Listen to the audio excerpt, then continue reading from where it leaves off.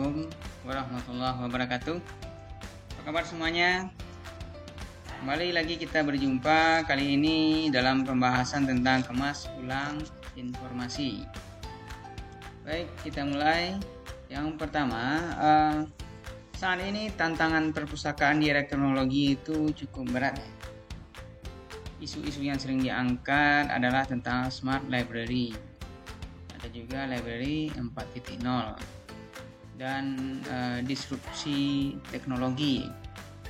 Disrupsi teknologi ini yakini akan menggantikan peran atau tugas dari pustakawan. Jadi itu tantangan terberat bagi perpustakaan di era teknologi saat ini. Selain itu, bagi pengelola perpustakaan atau pustakawan,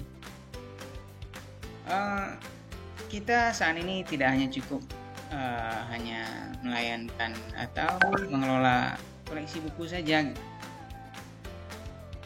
apalagi di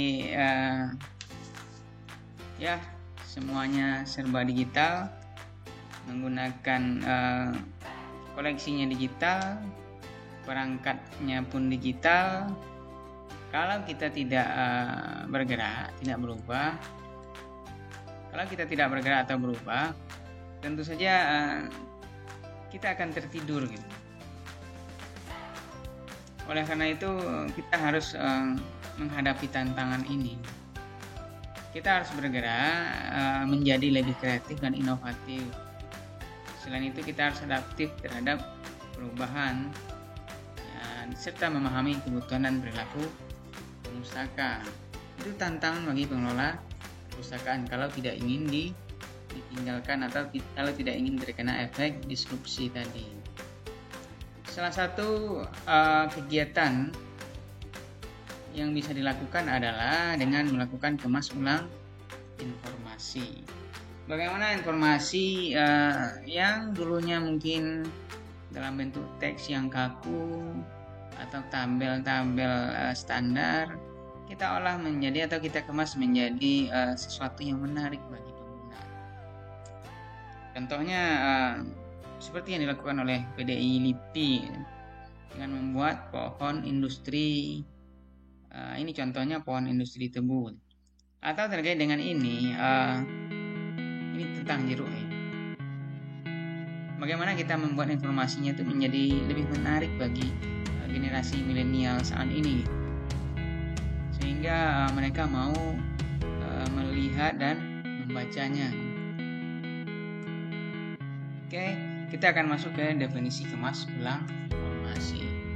Kemas ulang informasi ini menurut Prakash Dongardeep itu proses pemilihan informasi yang tepat. Kita memilih informasi itu secara tepat dan mengemasnya kembali secara terkonsolidasi dalam bentuk yang lebih menarik, mudah dipahami dan sesuai dengan kebutuhan pengguna. Dan untuk pengguna saat ini, mereka itu tentu saja lebih suka dengan kemasan yang dalam bentuk digital dan media dimanfaatkan menggunakan media elektronik. Selain itu, jauh sebelumnya Sarah Stevin dan Wood tahun 81 juga sudah mendefinisikan tentang kemas ulang informasi itu dengan istilah pengemasan dalam konteks pengolahan informasi pada kegiatan pencatatan fisik, pengaturan dan penyajian informasi dalam media dan bentuk tertentu. Artinya begini, menurut definisi dari dua orang ini, untuk melakukan kemas ulang informasi itu kita butuh media baru dan bentuk tertentu. Bentuk tertentu itulah artinya juga bentuk yang baru. Cluenya itu lebih menarik dan mudah dipahami serta sesuai dengan apa sih sebenarnya fungsi kemas ulang informasi ini? Yang pertama adalah alat untuk menyimpan informasi. Yang kedua, kita menyeleksi informasi yang betul-betul berguna. Yang ketiga, sarana untuk transmisi informasi. Ini sarana atau media bagi kita untuk mentransmisikan, mengirimkan informasi kepada pengguna.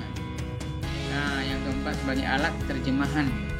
Bisa saja saja informasi dalam teks yang cukup panjang itu kita terjemahkan dalam bentuk gambar dan grafik, atau kita buat dalam bentuk infografis. Selain itu sarana aplikasi hasil penelitian.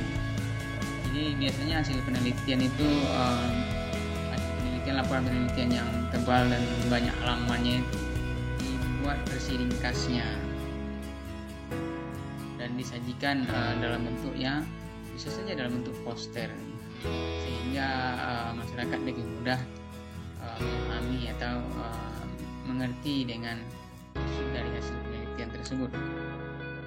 Dan yang terakhir itu sarana promosi informasi yang relevan. Jadi kita hasil kemas ulang ini bisa kita jadikan sebagai sarana untuk promosi informasi yang betul-betul relevan dengan penggunanya atau dengan pemustaka dalam konteks perpustakaannya. Selain itu ada beberapa prinsip kemas ulang informasi yang harus kita perhatikan. Yang pertama itu harus mutakhir, ya, sesuai dengan pengguna, efektif. Jadi informasi yang kita sajikan itu lebih efektif dari sumber aslinya, ya. Mudah dipahami oleh pengguna, formatnya lebih menarik. Setelah itu disajikan dengan cara yang praktis. Ya, disajikan dengan cara yang praktis. Itulah prinsip kita dalam mengemas ulang informasi. Ada beberapa tahapan kalau kita melakukan kemas ulang informasi. Yang pertama tentu kita seleksi dulu. Seleksi informasi yang betul-betul relevan dengan pengguna. Selanjutnya kita analisis. Kita susun dan kita kelompokkan informasi tersebut. Setelah itu menentukan kriteria desain. Dalam ini adalah pembawa pesannya harus menarik minat pembaca. Jadi formatnya menarik dan sesuai dengan bisa saja kriteria desain ya. Atau pembawa pesannya itu dalam bentuk infografis kah, dalam bentuk video kah, itu harus kita tentukan. Setelah itu kita lakukan pemilihan media yang sesuai dengan pengguna atau kelompok terkait. Bisa saja media yang kita gunakan itu media sosial sebagai sarana kita untuk mempromosikannya, sarana atau tempat kita menyajikannya. Setelah itu baru kita lakukan alih media. Kita produksi menggunakan media terpilih, ya, misalnya dalam memproduksi videonya kita gunakan Avid Presenter atau aplikasi pembuat video lainnya. Bisa saja kita menggunakan Adobe Photo dalam mendesain infografisnya dan lain sebagainya. Setelah itu kita pikirkan juga umpan baliknya untuk mengukur efektif dan tepat sasaran serta manfaat bagi pengguna. Jadi apakah informasi yang kita kemas ulang ini efektif dan bermanfaat bagi pengguna, itu harus kita ukur. Nah, ini kan sebagai pedoman bagi kita untuk melakukan tindakan-tindakan berikutnya atau melakukan proses kemas ulang informasi berikutnya. Kalau memang ini tidak tepat sasaran atau tidak efektif, tentu kita harus melakukan desain ulang. Kita harus pikirkan kembali, mungkin medianya salah atau kriteria desainnya yang tidak tepat, atau analisisnya yang tidak sesuai. Seperti itu. Oke. Setelah itu apa sih sebenarnya manfaat dari kita melakukan kemas ulang informasi ini? Yang pertama, manfaatnya adalah kita bisa melakukan atau merubah format informasi yang disesuaikan dengan kebutuhan. Nah, misalnya pengguna kita adalah remaja atau mahasiswa. Dalam untuk kondisi saat sekarang ini mustahil kita berikan informasi dalam bentuk buku. Setelah itu kita berikan kepada mereka, tolong dibaca buku ini sangat berguna bagi Anda dan sangat bermanfaat. Belum tentu mereka akan mau membacanya. Akan tetapi ketika kita ubah formatnya dalam bentuk digital, kita buatkan dalam bentuk grafik atau kita bikinkan sajikan dalam bentuk video, bisa saja mereka mau untuk menontonnya atau mengaksesnya atau mempelajarinya. Yang kedua adalah memudahkan penyebaran, pengorganisasian dan komunikasi informasi. Jadi informasi yang kita kemas sedemikian rupa akan mudah disebarluaskan dan dikomunikasikan. Nah, dalam konteks ini misalnya yaitu tadi ada sebuah buku yang menurut kita menarik, kita ambil intisarinya saja, setelah itu kita sajikan dalam bentuk infografis, kita bagikan melalui media sosial, apakah Facebook atau WA, atau kita bikin dalam bentuk video, itu mungkin akan lebih cepat direspon atau dibaca atau ditonton oleh pengguna daripada kita digitalkan buku itu dalam format PDF dan jumlah halaman cukup banyak lalu kita bagikan langsung ke pengguna. Mungkin sebagian besar mereka akan mengabaikannya. Selanjutnya, menyederhanakan informasi. Oh, ini keterangannya salah ya. Jadi kita menyederhanakan informasi, artinya informasi yang kita sajikan atau kita kemas ulang itu memang informasi yang betul-betul dibutuhkan oleh pengguna. Kita sarikan. Ini yang tidak berguna atau kurang bermanfaat itu kita sajikan atau kita hilangkan. Setelah itu memfasilitasi interaksi antara pengguna, basis pengetahuan dan teknologi. Jadi informasi itu kan merupakan basis pengetahuan ya. Jadi kalau kemas ulang kita lakukan itu memang berbasis teknologi. Jadi menggunakan teknologi, pengguna bisa berinteraksi dengan basis pengetahuan. Itu ini maksudnya memfasilitasi interaksi. Saat ini telah terjadi perubahan terhadap perilaku pengguna. Semuanya serba dalam genggaman. Dunia sekarang ini dalam genggaman. Slogannya Telkom Indonesia, dunia dalam genggaman. Perubahan perilaku pengguna yang dimaksud di sini adalah mereka lebih tertarik dengan audiovisual. Mereka ingin segala sesuatu yang instan dan mudah diakses. Setelah itu mereka lebih akrab dengan gadget dan daring ya. Aktivitas mereka itu banyak daring, terkoneksi ke internet. Oleh karena itu paradigma kemas ulang informasi pun harus dirubah.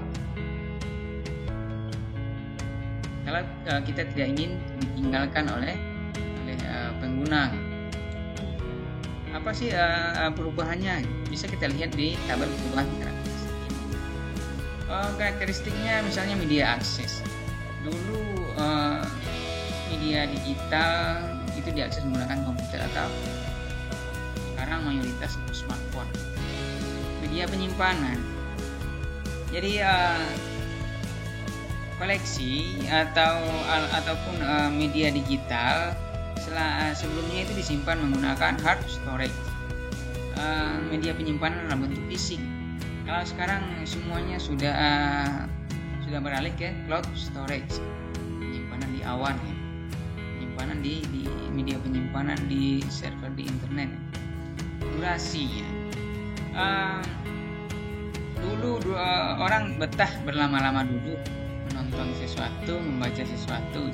Tapi kalau generasi sekarang tidak. Mereka semuanya ingin segala sesuatunya serba instan, singkat, padat, dan singkat, padat dan mudah didapatkan. Durasinya seperti itu. Kontennya dulu ya, kontennya full. Misalnya buku itu kontennya itu isi dari sebuah koleksi itu orang mau mengaksesnya secara keseluruhan. Kalau sekarang kita itu mereka apa yang mereka butuhkan saja, per chapter atau per bab, per bagian-bagian tertentu. Selain itu kemasan. Kalau dulu orang masih suka pakai CD, DVD, interaktif dan lain-lain, media penyimpanan yang berbentuk fisik lah. Kalau sekarang kemasannya ya dalam bentuk kemasan fisik lah. Kalau sekarang orang kecenderungannya menonton video di YouTube. Apa saja sih produk kemas ulang informasi yang bisa kita hasilkan? Yang pertama dalam bentuk film, video bahan ajar, podcast ya. Podcast sekarang hanya podcast. Video tutorial, infografis, e-book. Ya, ini ya kira-kira seperti inilah. Film, video bahan ajar, podcast, video tutorial, e-book dan infografis. Kira-kira inilah produk kemas ulang informasi yang bisa kita hasilkan untuk saat ini yang mungkin lebih menarik bagi pengguna.